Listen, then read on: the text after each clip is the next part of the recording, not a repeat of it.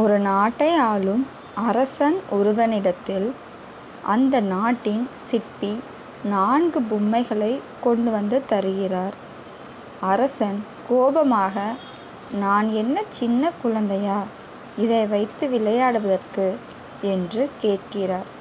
சிற்பி, இல்லை அரசே, இது நம் வருங்கால ராஜாவுக்கு, அதாவது நம் இளவரசருக்கு என்கிறார். இந்த பொம்மைகளில் சில விசேஷங்கள் உண்டு. 4 பொம்மைகளின் ஒரு பக்க காதிலும் ஓட்டை இருக்கிறது, பாருங்கள் என்கிறார்.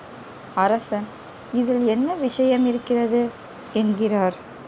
முதல் பொம்மையை அரசனிடம் கொடுக்கிறார் சிற்பி. கூடவே ஒரு மெல்லிய சங்கிலியையும் கொடுத்து அதன் காதில் இருக்கும் ஓட்டையில் விடச் சொல்கிறார். சங்கிலி மறுபக்க காதின் வழியே வருகிறது. சிற்பி, மனிதர்களில் சிலர் நாம் எதை சொன்னாலும் இப்படித்தான் இந்த காதில் வாங்கி அந்த காதின் வழியே அனுப்பிவிடுவார்கள் என்கிறார்.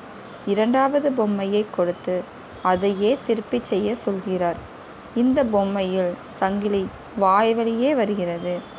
இந்த மாதிரி மனிதர்கள் எதை சொன்னாலும் அதை அடுத்த நொடி வெளியே விட்டு பரப்பி விடுவார்கள் என்கிறார்.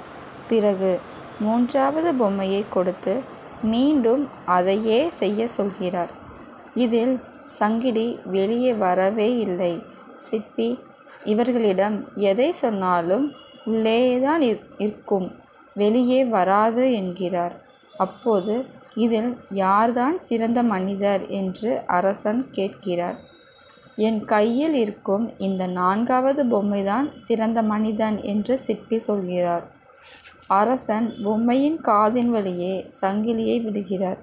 மறுபக்க காதின் வழியே வெளிவருகிறது. சிற்பி மீண்டும் செய்ய சொல்கிறார். 2ஆம் முறை வாயின் வழியே சங்கிலி வருகிறது. 3ஆம் முறை வரவே இல்லை.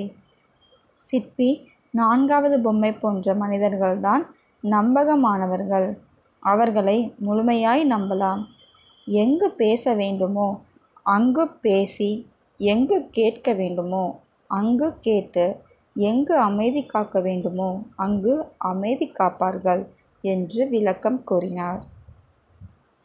நாம் 4வது பொம்மையைப் போல் இருக்க வேண்டும். மற்ற 3 பொம்மைகளைப் போல் இருப்பவர்களையும் ஏற்றுக்கொண்டு சகித்து போக வேண்டும். இதில் நீங்கள் எந்த பொம்மை போல் இருக்கிறீர்கள் அப்படிங்கிறத நீங்கள் கமெண்ட்டில் மறக்காமல் சொல்லுங்கள். தேங்க்யூ.